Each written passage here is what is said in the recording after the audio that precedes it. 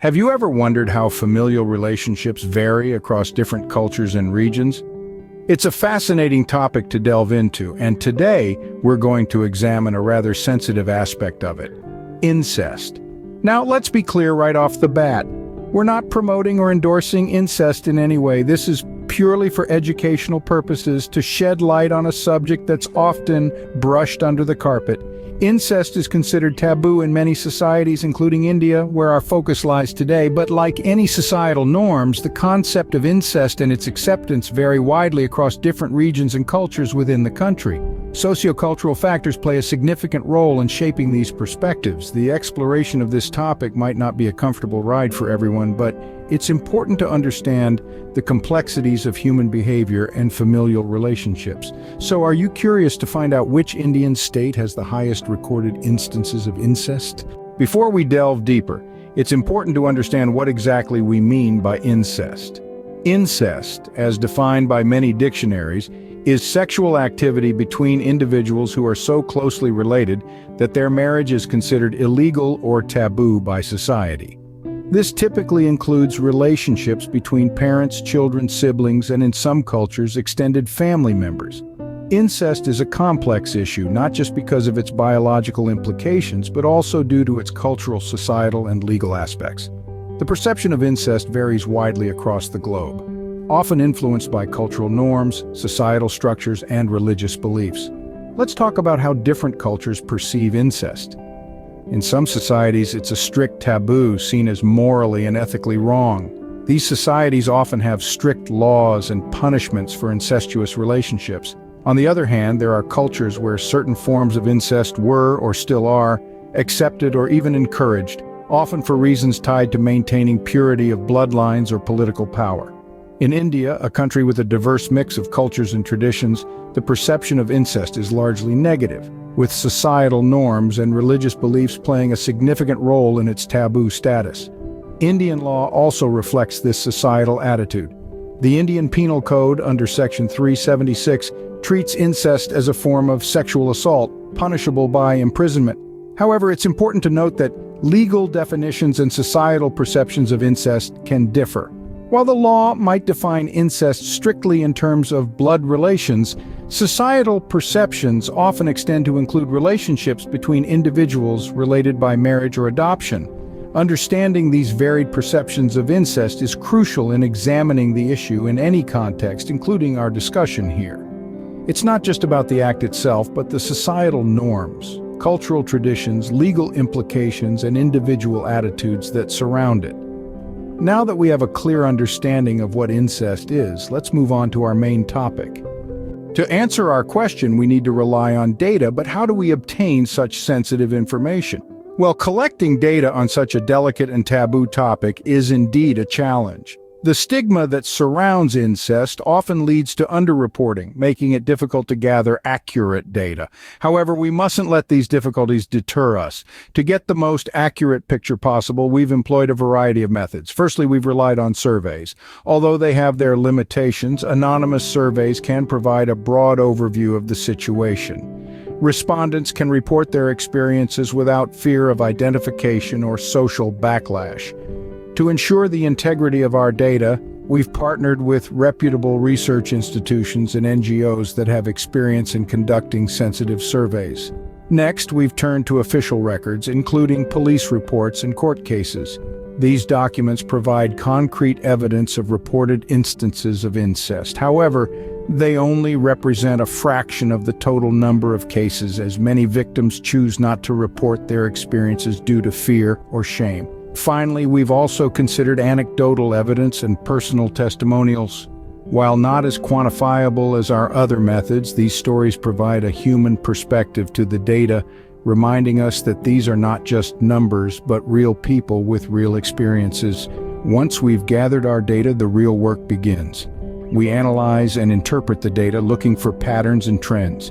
We scrutinize the data for regional variations and look for correlations with other factors such as education, socioeconomic status, and cultural norms. The process of data analysis is rigorous and methodical. It involves cross-checking, verification, and statistical analysis.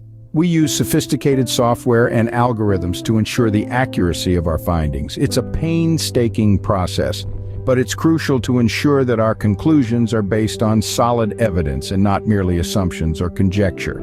With our data collected and analyzed, we can now present our findings. The data has spoken. So, which Indian state has the most recorded instances of incest? Let's dive into the findings and interpretations. Our investigation reveals that the state with the highest recorded instances of incest is, in fact, Uttar Pradesh. But before we jump to conclusions, let's try to understand the factors behind this statistic. Uttar Pradesh is the most populous state in India, with a population exceeding 200 million. It's a melting pot of diverse cultures, traditions, and communities. However, it's also a state where education levels are generally lower than the national average, and societal norms can sometimes be deeply embedded and difficult to challenge. The high rate of incest in Uttar Pradesh could be attributed to several factors. First, let's consider the role of cultural norms. In some communities, marrying within the family, often to maintain property within the family, or to strengthen familial ties, is not considered taboo. This practice has its roots in history and tradition, and while not all intra-family marriages result in incestuous relationships, it's a factor that can't be ignored. Next, we look at the influence of education. A lack of sexual education and awareness can lead to instances of incest. In rural areas of Uttar Pradesh, where access to quality education is often limited, this can be a significant contributing factor. Furthermore, societal pressures and stigmas attached to discussing topics like sex and relationships openly can exacerbate the issue. Finally, we must consider the role of societal pressures. In a society where honor and reputation are highly valued, individuals may be forced into situations they are uncomfortable with to protect the family's honor. This, combined with a lack of legal enforcement and awareness, can lead to a higher prevalence of incest.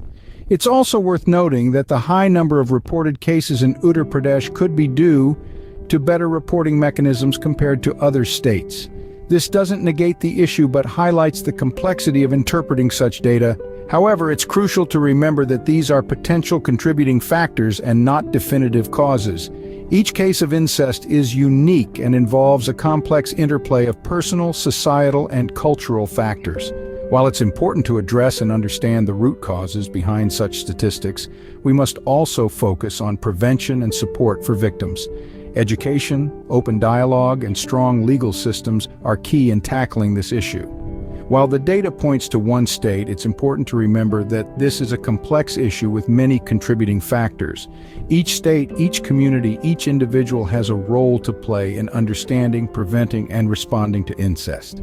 Let's not allow these numbers to define us, but rather inspire us to work towards a safer, more understanding society. We've journeyed through a challenging topic today, and it's time to reflect on what we've learned. We delved into the sensitive issue of incest, defined it, and took an in-depth look at its occurrence in various Indian states. The data collected and analyzed provided us with some insights, and it's crucial to understand that these findings are not meant to stigmatize or blame, but to shed light on an issue that remains largely hidden in the shadows. Our exploration revealed that no Indian state is immune to this issue.